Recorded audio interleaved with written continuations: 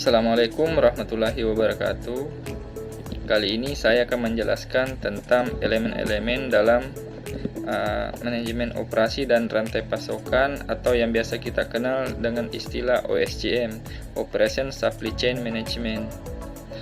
Pada kuliah kali ini kita akan mempelajari tentang apa sih itu OSCM atau manajemen operasi dan rantai pasokan, kenapa supply chain ini sangat penting saat ini bagi perusahaan, kemudian bagaimana jenjang karir dalam dunia manajemen operasi dan rantai pasokan.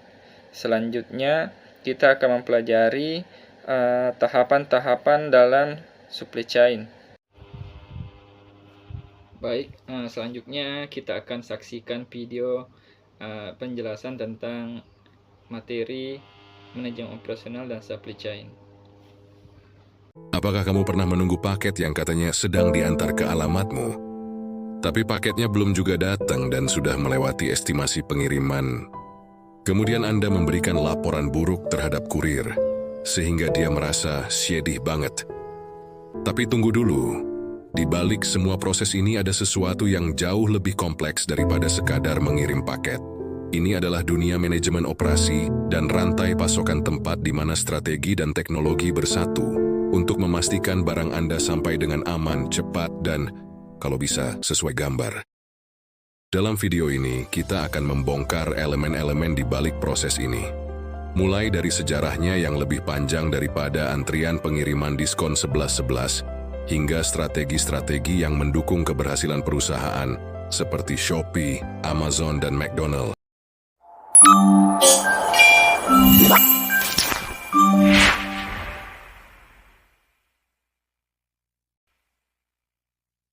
Untuk memahami bagaimana manajemen operasional dan rantai pasokan berkembang pesat, kita perlu melihat sedikit ke belakang. Sejarah memberikan kita gambaran tentang bagaimana proses produksi dan distribusi telah berevolusi yang mengubah cara kita bekerja di dunia bisnis. Manajemen operasional telah berkembang pesat sejak awal abad ke-20.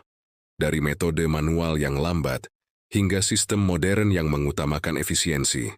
Salah satu momen penting dalam sejarah adalah persaingan antara dua raksasa otomotif dunia, Ford dan Toyota. Pada 1920-an, Ford mendominasi industri dengan mass production, menggunakan jalur perakitan untuk memproduksi mobil dalam jumlah besar. Namun, metode ini memiliki kelemahan, yaitu banyak limbah dan kecacatan produk.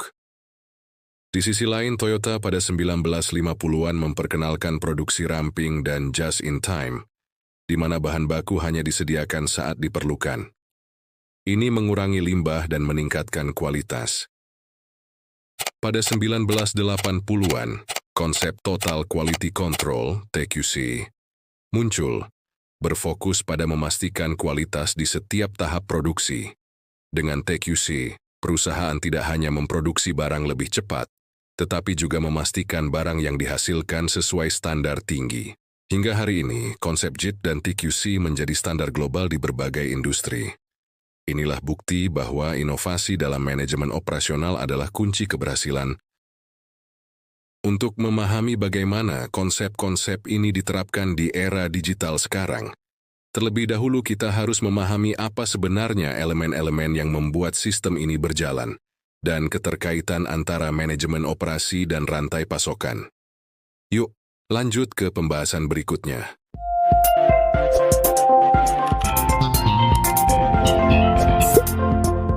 Apakah kalian tahu mie gacoan?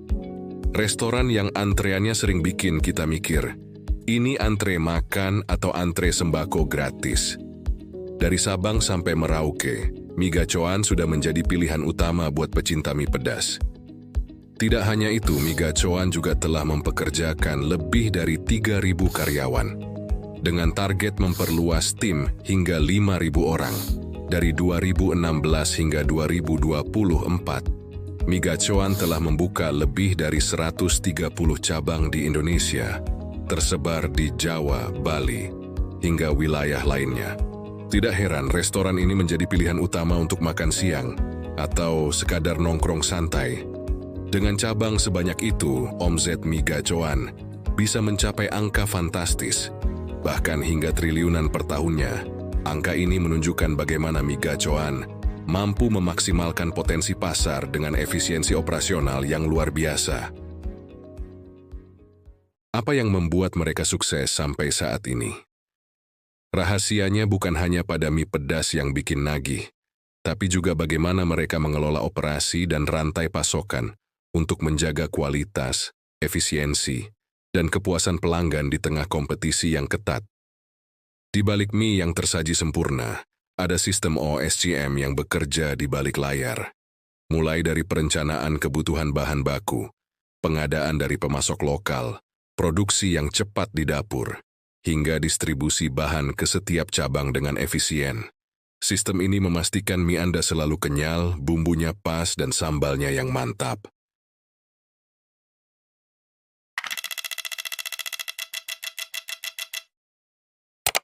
Siapa yang bisa nolak semangkuk mie pedas dengan harga cuma 10.000? Inilah salah satu strategi Jitu Mi Gacuan untuk menarik pelanggan dari berbagai kalangan. Tapi, menawarkan harga murah bukan berarti tanpa tantangan. Untuk menjaga harga tetap kompetitif, Mi Gacuan membutuhkan perencanaan yang luar biasa matang, terutama dalam hal operasional. Strategi harga murah ini didukung oleh perencanaan yang sangat detail. Mi Gacuan menggunakan data penjualan sebelumnya untuk memprediksi permintaan di setiap cabang. Dengan memanfaatkan teknologi, mereka dapat menentukan kebutuhan bahan baku secara presisi. Kalau Anda makan di Mi Gacuan dan berpikir sambalnya terlalu pedas, ingatlah, itu semua bukan kebetulan. Jadi, jangan salah. Di balik mie pedas yang bikin keringat, ada perencanaan manajemen operasi yang memastikan rasa dan pengalaman Anda tetap konsisten. Bahkan, pedasnya sambal sudah diukur dengan presisi. Nggak kurang, nggak lebih. Cukup bikin Anda pesan 2 gelas minuman lagi.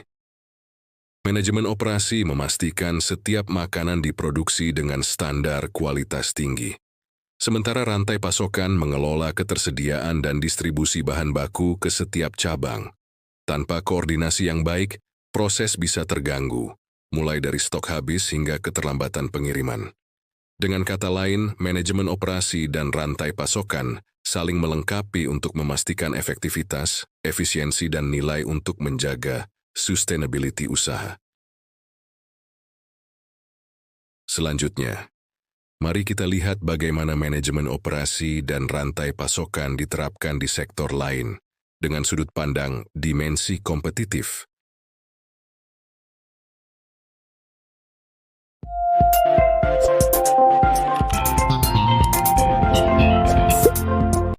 Bayangkan Anda masuk ke toko elektronik.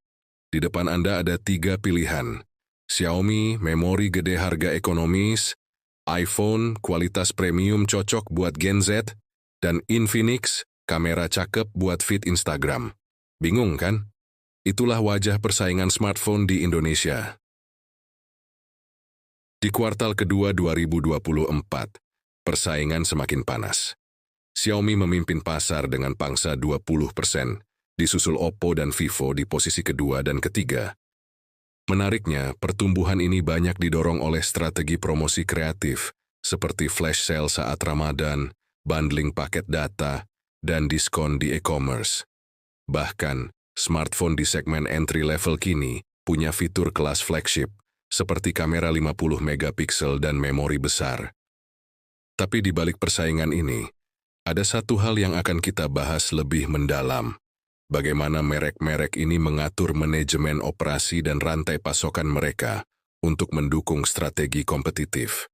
Untuk memahami lebih jauh bagaimana dimensi kompetitif diterapkan dalam industri smartphone, sebenarnya nggak cuma soal spesifikasi atau promo menarik saja, tapi bagaimana setiap merek berstrategi di 4 dimensi kompetitif utama, yaitu harga, kualitas, kecepatan, dan fleksibilitas. Yuk, kita bahas lebih dalam bagaimana dimensi ini memengaruhi perang smartphone di Indonesia.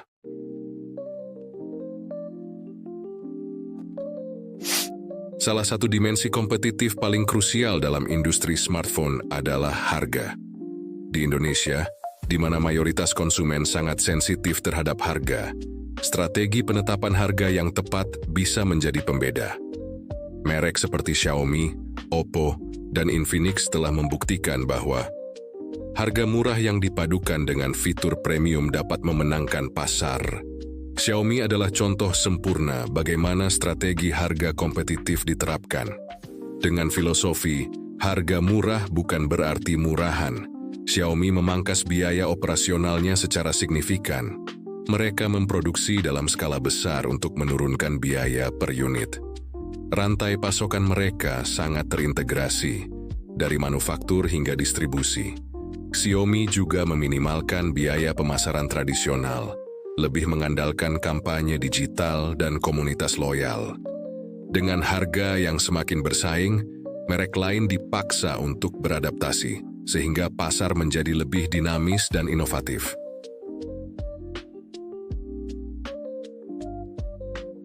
Tapi harga saja tidak cukup. Dimensi kompetitif lainnya, seperti kualitas dan kecepatan, juga memainkan peran penting. Mari kita lihat bagaimana kualitas menjadi senjata berikutnya dalam persaingan smartphone di Indonesia. Konsumen saat ini menginginkan perangkat yang tidak hanya terjangkau, tetapi juga berkualitas tinggi. Disinilah dimensi kualitas memainkan peran penting. Merek seperti iPhone, Samsung, dan Vivo membangun reputasi mereka dengan menawarkan produk yang memberikan pengalaman premium, bahkan di segmen entry level. Brand seperti iPhone, Samsung, dan Vivo menerapkan strategi total quality management yang melibatkan inspeksi menyeluruh pada setiap tahap produksi hingga distribusi. Mereka memahami bahwa konsumen lokal tidak hanya mencari harga murah, tapi juga fitur yang sesuai dengan gaya hidup modern. Namun kualitas saja tidak cukup dalam dunia yang bergerak cepat. Dimensi berikutnya, kecepatan menjadi sama pentingnya. Mari kita lihat bagaimana kecepatan menjadi kunci sukses berikutnya. Dalam industri smartphone, kecepatan tidak hanya tentang seberapa cepat produk bisa diproduksi, tapi juga seberapa cepat produk itu bisa sampai di tangan konsumen. Merek seperti Samsung dan Xiaomi memanfaatkan teknologi canggih dalam jalur produksinya untuk meningkatkan kecepatan. Dengan otomatisasi di pabrik, setiap unit smartphone bisa dirakit dalam waktu yang jauh lebih singkat. Proses ini didukung oleh manajemen inventory yang efisien, sehingga bahan baku selalu tersedia tepat waktu untuk memenuhi jadwal produksi. Kecepatan juga menjadi faktor kunci dalam distribusi. Vivo dan Oppo misalnya bekerja sama dengan mitra logistik lokal untuk memastikan pengiriman produk mereka bisa menjangkau seluruh pelosok Indonesia. Bahkan, strategi distribusi mereka seringkali mencakup pengiriman langsung ke gerai retail kecil, memastikan stok selalu tersedia saat permintaan memuncak. Dan yang terakhir yaitu dimensi yang menjadi faktor penting dalam menghadapi perubahan. Mari kita bahas dimensi berikutnya, fleksibilitas, dan bagaimana itu menjadi kunci lain dalam memenangkan pasar. Di Indonesia, fleksibilitas terlihat dalam cara merek-merek besar seperti Vivo dan Oppo merespons perubahan pasar. Vivo misalnya dikenal fleksibel dalam menghadirkan fitur kamera AI yang disesuaikan dengan tren selfie dan kebutuhan media sosial. Oppo juga mengembangkan berbagai model, mulai dari entry level hingga flagship, memastikan bahwa mereka memiliki produk untuk setiap segmen konsumen. Dengan fleksibilitas, perusahaan dapat terus relevan di pasar yang kompetitif. Namun, fleksibilitas tidak bekerja sendiri. Bersama dengan harga, kualitas, dan kecepatan, dimensi ini menjadi pilar utama dalam membangun keunggulan kompetitif. Setiap dimensi kompetitif, harga, kualitas, kecepatan, dan fleksibilitas memiliki perannya masing-masing. Namun, di dunia yang kompleks seperti saat ini, memenangkan pasar bukan hanya soal unggul di satu dimensi, tetapi bagaimana memadukan semuanya menjadi strategi yang terpadu. Sinergi antar dimensi inilah yang menciptakan keunggulan kompetitif yang berkelanjutan. Tidak terasa, sudah hampir 1/4 jam kita menganukan ininya dan mengitukan anunya. Dan kita telah memahami konsep dan penerapan dalam manajemen operasi dan rantai pasokan. Selanjutnya, kita akan membahas peluang karir dalam OSCM.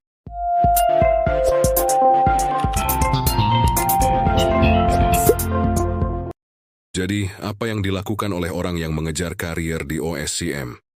Cukup sederhana. Mereka berspesialisasi dalam mengelola produksi serta distribusi barang dan jasa. Manajer pabrik mengawasi tenaga kerja dan sumber daya fisik, persediaan peralatan dan teknologi informasi yang dibutuhkan untuk memproduksi produk organisasi. Jadi, seberapa jauh karier yang dapat Anda capai dalam OSCM? Satu sasaran yang mungkin akan dicapai adalah menjadi Chief Operating Officer di sebuah perusahaan. Chief Operating Officer, COO, bekerja dengan CEO dan pimpinan perusahaan untuk menentukan strategi kompetitif perusahaan. Peluang karier dalam OSCM saat ini cukup banyak, karena perusahaan berusaha meningkatkan profitabilitas dengan meningkatkan kualitas dan produktivitas serta mengurangi biaya. Keterlibatan langsung dalam pengelolaan pegawai dikombinasikan dengan peluang besar untuk memanfaatkan teknologi terbaru dalam menyelesaikan pekerjaan di seluruh perusahaan di dunia. Apapun yang akan Anda lakukan untuk mencapai karier yang Anda inginkan, pengetahuan OSCM Anda akan terbukti menjadi satu aset yang besar.